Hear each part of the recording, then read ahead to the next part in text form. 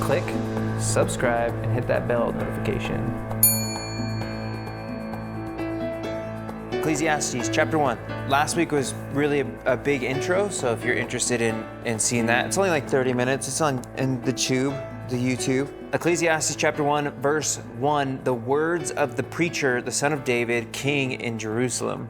So preacher is interesting because in Hebrew, it's pronounced Koheth, which means preacher or teacher. And if you guys know biblical history at all, or what's happened with the Bible, is it was originally written in Hebrew, and then it was translated into Greek. And from Greek, it was translated into English and Latin and all these other things. So what we try to do is we try to go back to the Hebrew, but for a very long time and for a substantial amount of Christianity, we really went back to the Old Testament Greek. And so this word for preacher in Greek is Ecclesiastes.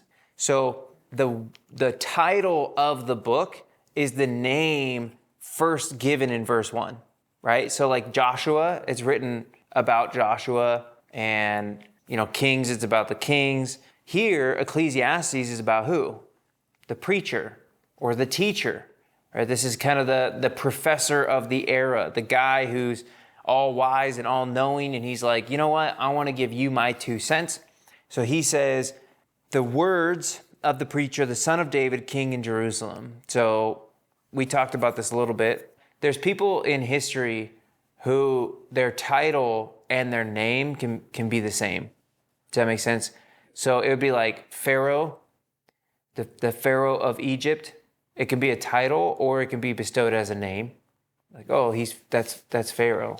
So Caesar as a title, which is like the emperor of Rome, or Caesar as a name. So that's probably better. So yeah, it can be both. And so it's kind of used here in both ways. It's he's introducing himself kind of as the personage of that class of people, as well as just kind of stating that he is, right? So that's why it's named Ecclesiastes. Okay, verse 2. Vanity of vanities, says the preacher. Vanity of vanities, all is vanity. So what is a vanity when you're full of yourself? We have this thing called Vanity Fair. It was popularized by John Bunyan, and it was talking about people who cared and did things that were useless. It was actually like a carnival in his story, a symbolic story of the Christian walking through life. And he shows up at Vanity Fair, and it's a carnival of all of these people who are focused on the wrong things. But here particularly, it's talking about, so in the Hebrew, it's literally a vapor or a breath.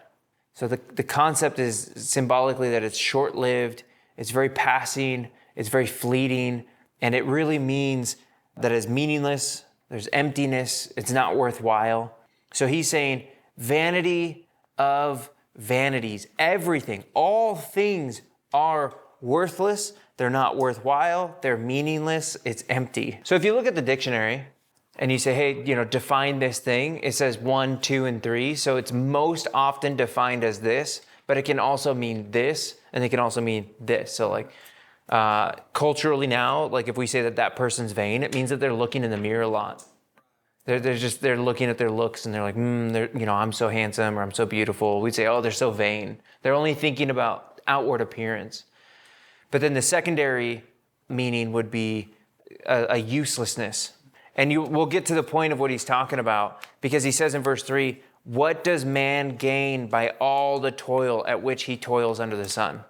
Right? What do you get out of life after you've done everything? You've toiled for all of the things. What's the benefit? And so the point is that it's a superlative saying, out of all the things, a superlative means the greatest of this idea. Vanity of vanities is saying that all of this, the pinnacle of it, the greatest part of it, is useless. When you get to the end of it all, it's useless. And we can see this at who's the GOAT in football? The Tom Brady. So he's won like what, 4 Super Bowls or something? 7 Super Bowls? You can tell how much I care. Okay? But here's the thing. I saw an interview of him after he'd won it all, and he's just the best of the best, and he's reached the pinnacle of everything he's worked for the past 30 years. And you know what he says? There's nothing really up here. It's not all that great. It's actually pretty empty. It's not as satisfying as I would hoped it would be. You look at, and maybe this is a little insensitive, but you look at, the Robin Williams and the Anthony Bourdain and very famous rich people that we look at and say, wow, they have obtained their dreams. They have come to the culmination of the meaning of life. They have reached everything. And you know what those people say when they get to the top? It's meaningless. It's worthless. Jim Carrey, so he's still alive and he says it. But my point is the people who commit suicide, they're like, there's no point in life. And it's like, hold on, man, you got everything. You have the woman, the man, the car, the house, the kids, the money, the notoriety, the fame, the lifestyle. Anthony Bourdain, literally, his job was to go around the world, experience the joys of every culture and write about it. And we would just look at those people and say, wow, I wish I was that guy. But you know what they say at the end of it? Vanity of vanities. The greatest of all disappointment is to reach all of your goals and realize there's nothing there. It doesn't satisfy. And that's what this preacher is talking about. This is what the teacher wants to get across to us. There is something under the sun that is worthless. So he says in verse 3, what does man gain by all the toil at which he toils under the sun? So what does he mean by toil? What does it mean to toil? This can be, gaining riches. This can be gaining fame or, building that life that you've always longed for, having the house or having the kids. The toil is the goal that you strive for. So he asks the question, what does man gain by all the toil at which he toils under the sun? So you think he's trying to be positive or negative? What do you gain by all the toil that you toil? It is rhetorical. So a rhetorical question is, I'm asking you, but I have an intended answer. I'm not asking for you to actually answer. So if I have an intended answer, I'm implying it to you. So what is he implying? It's not positive, it's negative. What do you gain in this life? And he's going to start talking about that. And he's going to talk about the summary of life. And pretty much almost most of Ecclesiastes, all the way to like chapter 8, maybe even 10. This is what he's talking about. He is going to dissect every aspect of life and show us that as we toil and as we struggle and as we have happiness and as we have sorrow, it's all empty. It doesn't matter what you experience. It's all going to come to an end. Now, he uses this concept of under the sun. What do you think he means by under the sun? This one took me actually a couple of years to really decipher. I never really got it until I heard a song. Everything earthly, under heaven is what he's going to say. That which is under heaven. Humanly, yeah, it's the life that man lives on earth. It is the summary of every aspect of life. He's going to say it's under the sun. We are here, right? The earth is beneath us and the sun is above us and everything in between is our life. So he says that we toil under the sun.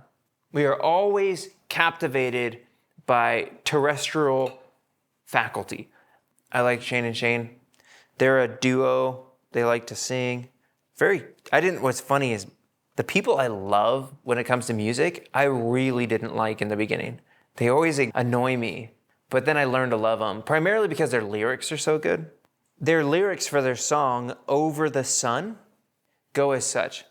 Sitting around the fireplace with a friend who's been through it all, Solomon, wisest one, tell me what you have found under the sun, under the sun.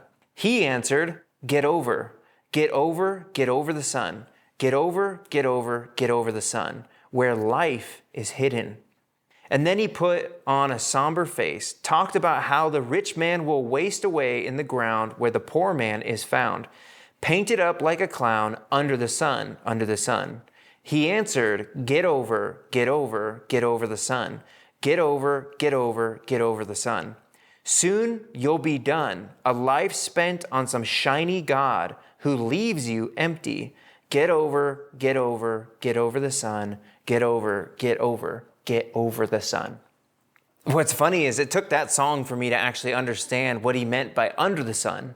Is we need to have something that is greater than this planet, because everything that we strive for here is going to be temporary. And so we have to achieve something that is higher than under the sun. We must get over the sun. And that over the sun is the hope that we have in Christ. We have an eternal hope. We have eternal riches. We have a life that will be lived after this life. And so Ecclesiastes is all about pointing down to the earth and explaining to us just how useless this life is. If you set your hope and expectations under the sun, you will be disappointed. And so he's going to give us some examples of that. And so he says in verse 4, a generation goes and a generation comes, but the earth remains forever. So this is talking about successional generations, and the earth just keeps on moving. And he's going to give us some examples of how the earth just keeps on rolling. Even though I am the child of 75 generations, I don't know a single one except for my parents, right? And then I'm going to have a child who's going to have 75 children, and none of them will remember me. There will be generation after generation, and we will just move on as if forgotten. That vapor in the wind, vanity, it is just lost. All of the effort, everything that we experience in our life, gone in a moment of what? A span of 100 years, if we're blessed, or a span of 40 in our day and age if you're not blessed. So generations come and generations go, but the earth remains. And so he's going to talk about the cycles of the earth. And this is fascinating because he's not intending to be scientific. He's just perceiving, right? He's looking out and he's seeing the motions of the planet. And he's saying, wow, look at the cycles of the planet. Just as we come and go, so does the earth have a cycle on it. And so he says in verse 5, the sun rises and the sun goes down and hastens to the place where it rises. What is he talking about? It's a cycle. It just from east to west, and it just goes in a circle. Days go by. Yeah, that's exactly it. It's days and nights. Days and nights. Do you ever feel like there's not enough time in the day? How do we set our time? Our time is set on the sun. We always want more time. We're never going to get it. The sun just goes down and we have to go to sleep. But so you want more daylight. And so it finally gets dark and you mumble and you complain, so you go to bed, and then it becomes daylight and you have to wake up and you mumble and you complain that you got to get out of bed. And so the cycle of the sun just keeps on rolling. Day after day after day. We just move on.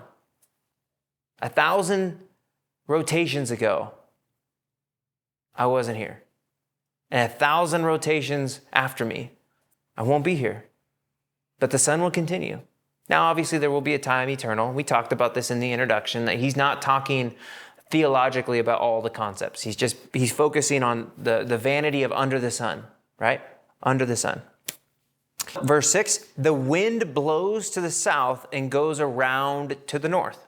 Now, this one is interesting. Do you know what we call this? The cycles of the air? Jet streams. What I find interesting is when I was looking up when all of this was discovered, like officially scientifically discovered, it was late 1500s, right? But here he's talking about it. And what's interesting is the main jet stream goes, what do they say, east to west around the equator. But there's minor jet streams that are like bubbles on the planet, and they go north to south. And so cold air to the north, and then south brings hot air down, and it creates a cycle. And it's cycling air. Just like in your house, like an AC unit, one side of this room sucks air in, and the other side of the room pushes air out, and it's just a cycle. If you didn't have a vent sucking air in, it would pressurize the room and nothing would flow. And so the planet has almost like lungs that breathe the cycle of the winds. And he's like, look at this, the wind just keeps going. And then he goes on and he talks about the wind blows to the south and goes around to the north, and around goes the wind. And on its circuits, the wind returns, right? So we call it jet streams. He calls it circuits. Verse 7, all streams run to the sea, but the sea is not full. To the place where the streams flow, there they flow again. What is he talking about there? It is the hydrologic cycle. Hydro is water. I don't know what logic stands for. It's like reason. I don't know. Anyways. Again, also, it wasn't officially accepted into the sciences until the 19th century, right? Which is interesting. It's only a couple hundred years ago that people were like, oh yeah, this is a scientific fact. But here he's talking about it. And on a very side note, just going to throw this out there. What's interesting is if the earth was millions and millions of years old, this cycle of pick up water, drop on land, drive water into the ocean, that cycle would wash all of the minerals and all of the salt from the mountains and from all these places into the ocean. And the ocean would be so heavily salted that it would be like the Dead Sea. It would be impossible for life to live if it was millions of years old. If this cycle continued, it would physically destroy the oceans. So the earth has to be young for the oceans to exist because of this cycle. So then he talks about the streams running into the ocean, the hydrologic cycle, and those are the functions of the earth that remains. And then he's going to talk about how all we experience is lacking. And so he says, all things, verse 8, are full of weariness, and man cannot utter it. The human life is exhausting and inexpressible. How do you explain life? Like, let's say you got a 4-year-old here, and you're 80 years old, and he looks at you and he says, what was your life like? There's just no way to utter it. You can't explain it. Like, it was life. It's the way of the earth. It's toil, it's suffering, it's gladness, it's joy and happiness, and it's sorrow. It's all of these things, right? So he says, all things are full of weariness, and we can't even speak about it. He says this, the eye is not satisfied with seeing, nor the ear filled with hearing. What does that mean? Never satisfied. You ever listen to music and you're like, oh, I got to go to work, or I got to turn it off and I got to go. So you turn it off and all you want is to listen to more music, or watching a movie or watching a thing, going out in nature and seeing something. There's this pinnacle of experience that we have when you're at a concert and you're just jumping up and down and you're having the time of your life and you're listening to the music. It's so great. And then it comes to an end. And what do you wish? I wish it was just one more song, right? Or you experience this visual canopy of God's creation. You look out and you see the clouds and the mountains and the sun, and you see the rain and you see the clouds and all this stuff. And you just think to yourself, this is so brilliant, but you can't hold on to it. That moment of sight, your eye longs for more sight and your ear longs for more hearing. Especially now in our day and age, we are very shifty in our focus. Like our focus, we always have to be focusing on something. Right? This is personal experience. I have a podcast, I have music, I have TV, I have something playing in the background. There's always something going on. That's the weariness of life. Like there's always something to be done. There's always something to be learned, something to do, and there's no end to it. It's never satisfying. Verse 9, what has been is what will be, and what has been done is what will be done, and there is nothing new under the sun.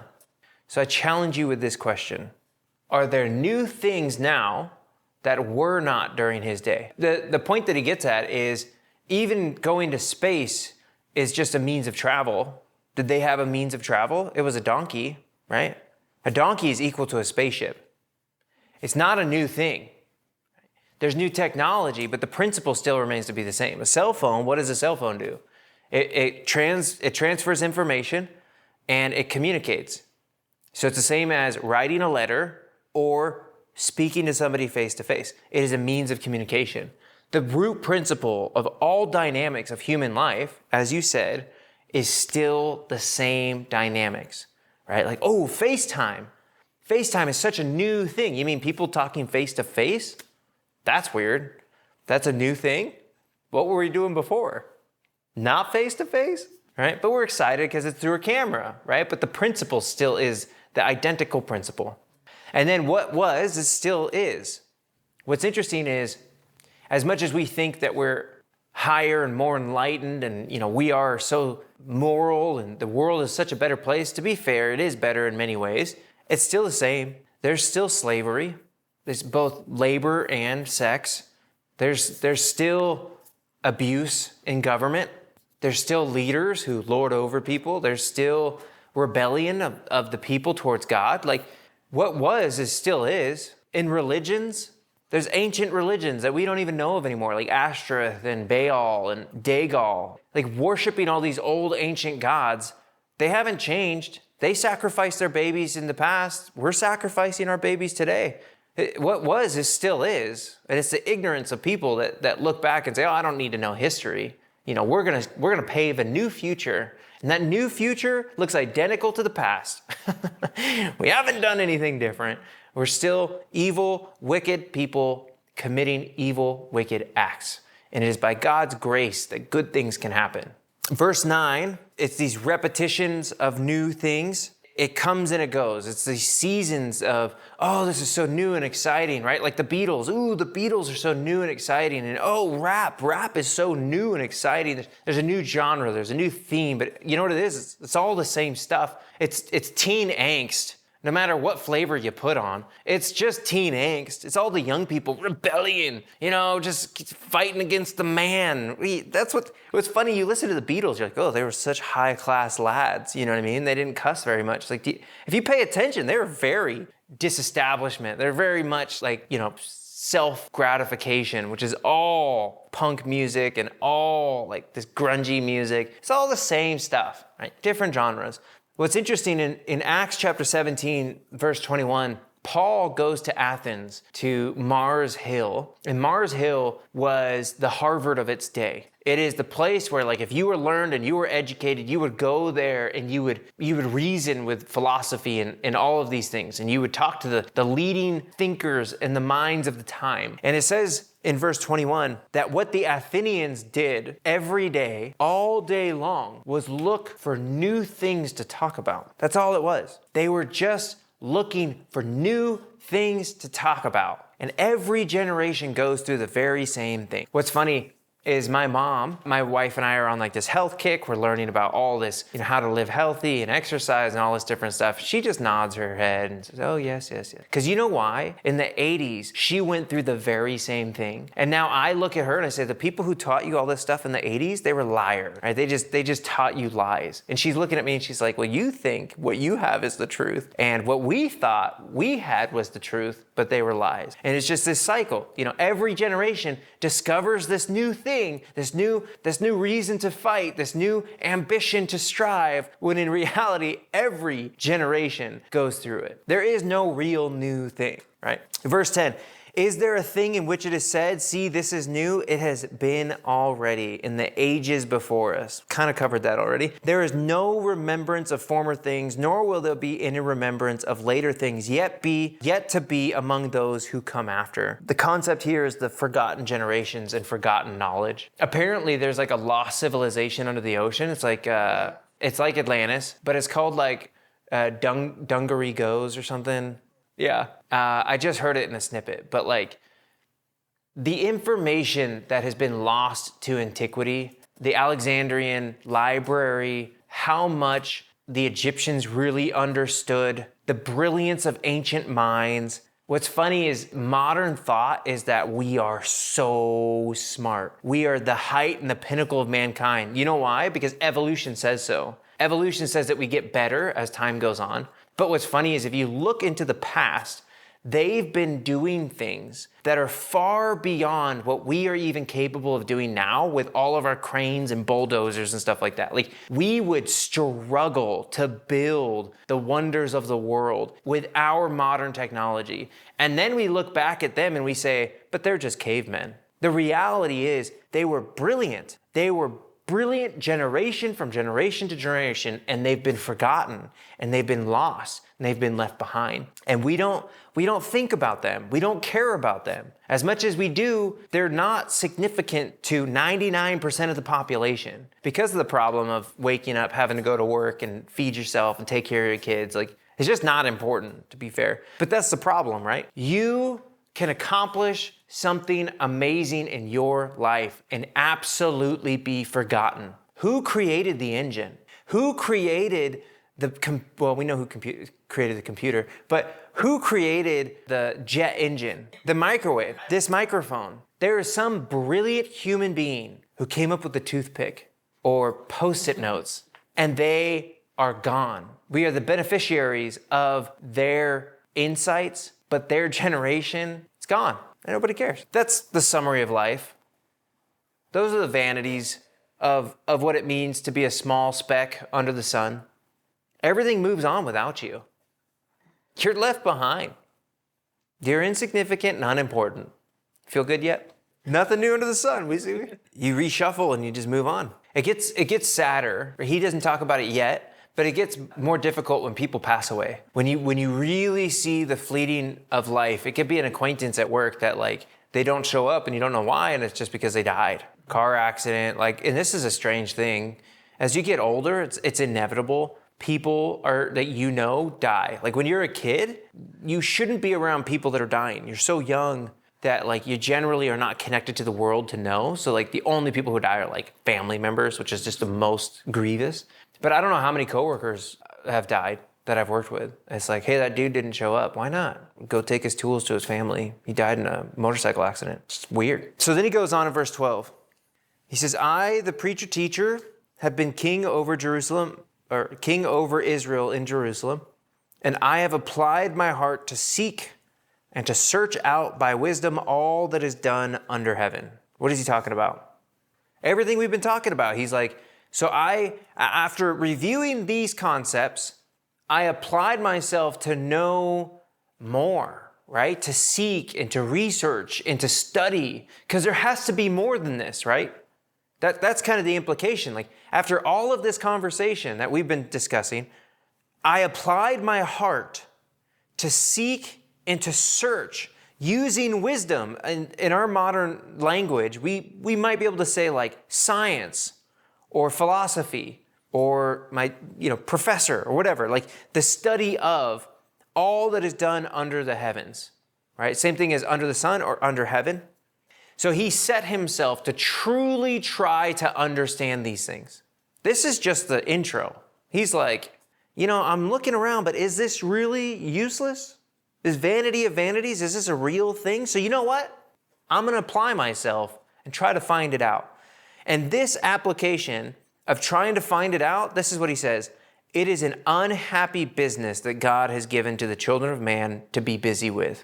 Trying to understand life is a difficult process. There's some bumps in the road.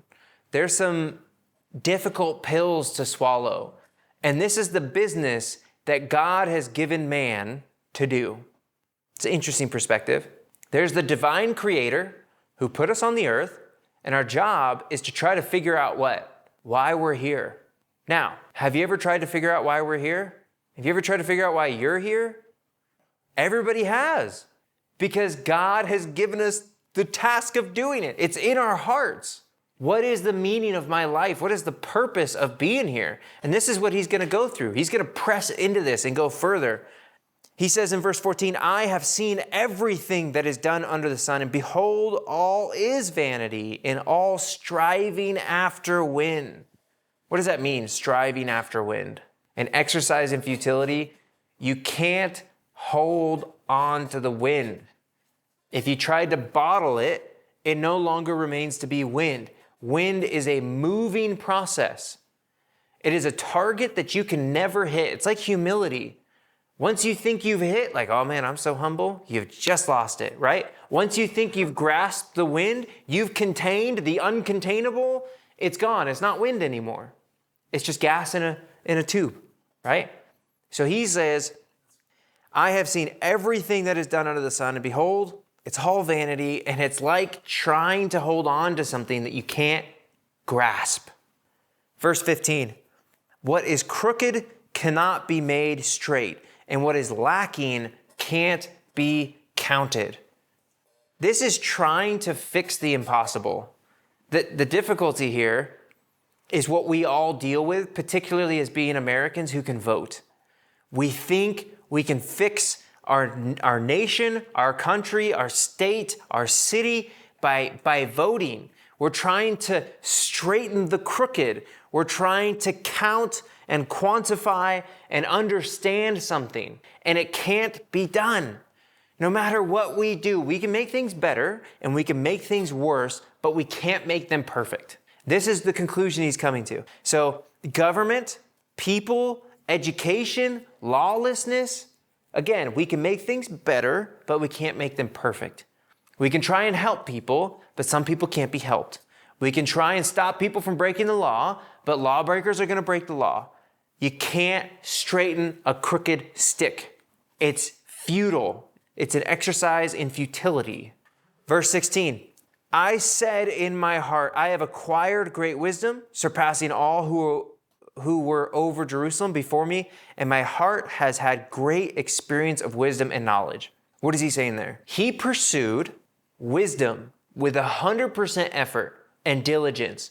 He committed his life to understanding and grasping knowledge. And you know what he got? Understanding, wisdom, and knowledge. He got the thing he sought after more than what? Everybody else before him. Solomon, touted as being the wisest man to ever live. God blessed him with wisdom above all things. Okay? Then he goes on in verse 17, and I applied my heart to know wisdom and to know madness and folly. I perceived that this also is but striving after wind. He gets to the pinnacle of the goal of the thing he has been working for his entire career, to know and understand darkness and light and brilliance and the mind and all of its complexities and science and everything he can grasp. And this is what he says, I held it in my hands, and this, even this, was useless. It's vanity. Wisdom in and of itself, vanity. Being the smartest person in the room, vanity. Being the best, most wise person that you can be is vanity. When you've reached the pinnacle of even wisdom, vanity. Verse 18, for in much wisdom is much vexation, and he who increases knowledge increases sorrow. Now, this is interesting. We have a saying that ignorance is what? Ignorance is bliss. What does that mean, bliss? Yeah, that's exactly it, right? And we would look at it like a special needs person, somebody who is not physically capable of comprehending the struggles of life, the higher ideals, and you look at them with envy. Ah, man, to be so simple. Because see, here's the thing. I've obtained to a certain knowledge of what life holds in store for me, and it is a burden. I know that I'm going to die. That's a burden you have to bear. I know that the people I love are going to die. That's a burden you have to bear. Now, your dog does not know that. And he is the happiest thing in the world, unless you're gone. If you're gone, he's miserable. But if you're there, your dog is so happy. That's ignorance, right? Ignorance is bliss. So when you learn and you grow and you comprehend and you reach the pinnacle of knowledge, you know what it means? You have a greater understanding of the difficulty of things. You can't live in a black and white world. This is where teenagers, it's the best part about being a teenager is the world makes sense to you because you don't know it. Everything is so black and white, but they think they get it. They're like, I get it. I'm so brilliant. And I know this because this was me. And I'm sure it was most of us, right? I understand the meaning of life. It's to do drugs or to chase girls or to get drunk or to, work hard and make money. Like I've accomplished it. And then you get knowledge and true wisdom. And you know what you find out? Life is complex. Life is hard. It's dynamic. It's multifaceted. It's not as simple as I thought it would be. Be a good person and good things would happen to you. Nope. I'm a good person and bad things happen all the time. And you know what? Is there even such thing as a good person? Because actually I'm kind of a terrible person. I thought I was good, but I'm not, right? It just gets so complex and difficult, right? So this is where he says, in much wisdom is much vexation, and he who increases knowledge increases their sorrow. So what value is wisdom? There is value in it. We need to understand that there's limitations. All good things have limitations because it's not God. It's not Jesus. It's not your salvation. You cannot save yourself with the means of the things under the sun. We are incapable. We need something more. I'm trying to think something that would encapsulate everybody's life. So I think the easiest way to put this into perspective that we can all comprehend is like doing the dishes. It's a never-ending trial. And the moment you take your eye off the ball, it vexes you. You just look over at the sink and there's a pile of dishes and you're just like, ah. And then you clean it all up and you feel great, right? And then the next week, the vexation begins. You weren't diligent, you weren't disciplined, and now you have a pile of dishes and it vexes you. It grieves you, it frustrates you. It just gets under your skin. It's like a splinter. It's minor, but it's inconvenient. It's not gonna kill you, but it bugs you. It's a vexation. What are some applications we can take away from today? Ecclesiastes 12:13. What does he say? At the end of these things, I'm just going to read it. I feel like every chapter, we're going to read this. The end of the matter, all has been heard. Fear God, keep his commandments, for this is the whole duty of man. For God will bring every deed into judgment with every secret thing, whether good or evil. This is the point of the author. It's like looking at a field that he has to harvest. And at the end of it, he can bundle it all up. And he says, look, verse 13, fear God, obey him, follow his commandments, because there's going to be a day of judgment. But what he's done is we've walked with him while he picks the weeds and he waters the grass and he's sowing this field so that we can reap it on verse 13. But it's just a small planting as we go. Hope is beyond the sun. Hope is eternal by nature. Hope that is not eternal is not hope. And so everything under the sun is hopeless. And then everything has an end, so we need to set our sights properly. Everything, no matter how good we think it is, raising our children. I think having kids is probably the pinnacle of life and the meaning of human beings. To have progeny that you train up in your likeness. I mean, I don't think there's anything quite like it. But you know what? Even that in and of itself is worthless. It comes to an end. Your kids are going to die and your kids' are going to die. And if they don't know Jesus, it's worthless. So we have to set our sights on things that truly matter. Next week, Ecclesiastes chapter 2, having it all. What it means, having it all.